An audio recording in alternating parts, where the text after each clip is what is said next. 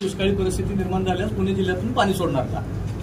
साहेब, त्या पुण्यामध्ये वरसगाव, पानशेत, खडकवासला, टेमघरच्या धरणावर अवलंबून असणारं पुणे धरण, तिथलं पॉप्युलेशन किती आहे? आज इतके लाख लोकांना तिथं पाणी दिलं जातं. तिथं पण थोडंसं बचत करूनच पाणी दिलं जातं आणि त्याचं उलट तिथलं शेतीचं पाणी शेतकऱ्यांचं त्या ठिकाणी कमी केलं जातं. अशा प्रकारची तिथली परिस्थिती आहे. आता इथं पिण्याकरता जेवढ्या पाण्याची गरज आहे तेवढं पाणी उजनीला आहे. आपण काही काळजी करू नका. मंगळवेढा उपसा सिंचन योजना मंजूर होऊन एक मिनिट आम्हाला पाण्याचा प्रश्न पुढे करू द्या ना.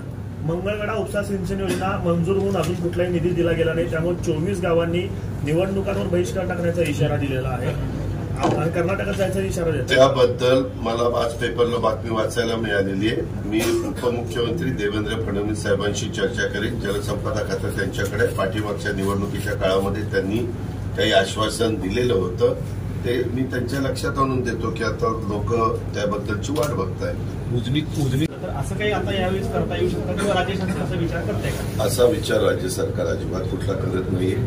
त्या काळामध्ये उजनीला अजिबात पाणी आलेलं नव्हतं म्हणून तो निर्णय घेण्यात आलेला होता. मीच त्यावेळेस सरकारमध्ये होतो आणि मीच प्रत्येक धरणातनं 2-2 TMC पाणी सोडलेलं होतं. आता उजनीला पाणी बऱ्यापैकी होतं, परंतु ज्या काटकसरीनं ते पाणी वापरायला पाहिजे होतं ते वापरलं गेलं नाही.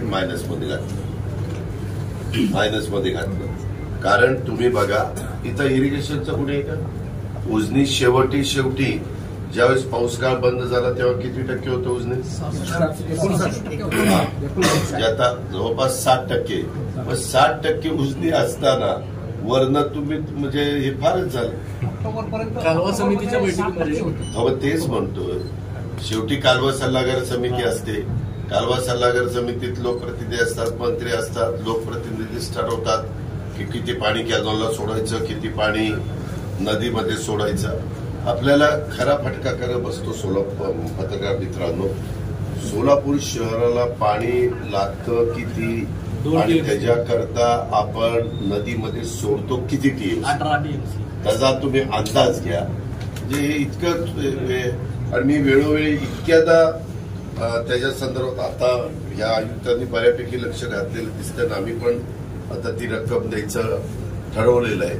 ते देऊन ती पाईपलाईन आपली झाली. ज्याला अनेक प्रकारचे अडथळे आले त्याचा हे पण आलेलं आहे आपल्याकडे. साधारण किती % काम झालंय, काय झालंय, तर त्याच्यात त्यांनी फार व्यवस्थित मला माहिती दिली की कशा कशा पद्धतीचं ते काम पूर्णत्वाला चाललेलं आहे. तिथं माडूकचा विषय नाही आला. एकच गट आहे, एकच गाव आहे. हे माझ्या अखत्यारीतलं काम नाही. मी आढावा घेतला, पण तुम्ही सूचना करताय म्हणजे तुम्ही अधिकची माहिती देताही पण तितकीच. परिसरातून रेल्वेलाही मंजुरी मिळाली, सोलापूर उस्मानाबाद. तेच म्हणतोय की बाबा हे जर रेल्वेला पण मंजुरी मिळाली त्याची नोंद घ्यावी.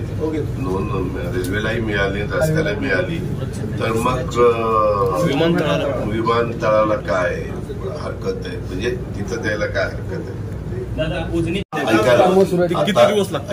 कलेक्टर मला म्हणाले की दादा एअरस्ट्रीपच्या कामाच्या करता मी मधून जात असतो. मी आज एसीला असं सांगितलं की जरी ते तुमच्या अखत्यारीत काम नसेल तरी देखील तुम्ही ती पाहणी करा आणि साधारण बाबा किती दिवस ह्या गोष्टीला लागतील. जर वर कुठं ज्योतिरादित्य सिंधिया असतील किंवा इतर मान्यवर असतील किंवा कुणाशी पण बोलायची गरज असेल तर माझी बोलायची तयारी. परंतु तिथली इतंभूत माहिती मला कलेक्टर स्पष्ट म्हणले की दादा मी एअरस्ट्रीपच्या बद्दल जातोय, ते काम चालू आहे का बघतो, तर ते काम चालू आहे.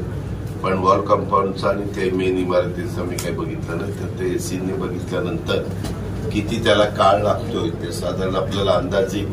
आणि त्याच्यामध्ये राज्य सरकारने जी भूमिका घ्यायला पाहिजे ते राज्य सरकार घेण्याच्या करता आम्ही सगळेजण प्रयत्न करू. केंद्र सरकारच्या जर अखत्यारीत असेल तर मग तिथं ज्योतिरादित्य सिंधिया साहेबांशी. बोरामणीचा जो विषय आहे ते निर्वनीकरणाचं 33 हेक्टर बाकी आहे. केंद्राच्या समितीनं एक प्रस्ताव फेटाळला आहे आपला. राज्य सरकार परत प्रस्ताव सबमिट करत. बोरामणीचं 33 हेक्टर जे आहे ते निर्वनीकरण करणं आवश्यक आहे. ते निर्वनीकरण ह्याच्या हा पण तो एक प्रस्ताव आपला फेटाळलेला आहे. फेटाळलेला आहे. उद्याच्याला तिथं असं दाखवावं लागेल जर केंद्रादी म्हणजे संबंधितांनी हे मारडोक आता इथं बक्षीस अस्तित्वात राहिलं नाही असं करून ज्यावेळेस निर्णयाप्रत येतील त्याच वेळेस ते तिथं मदत करतील ना.